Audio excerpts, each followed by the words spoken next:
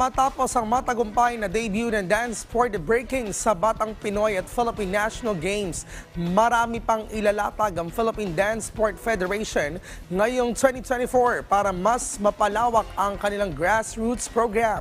May report si Daryl Laclares ng PTV Sports. Rise and shine, Daryl.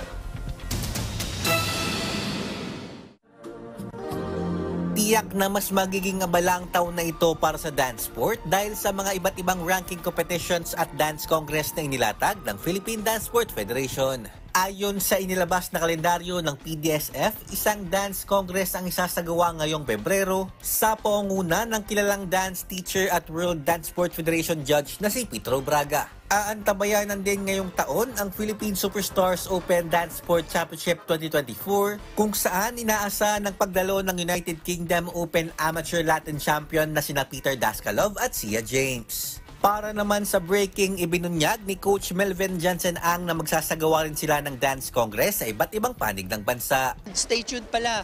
First quarter next year, we will be having a breaking congress. Luzon, Visayas, Mindanao will be coming to you. So, yun.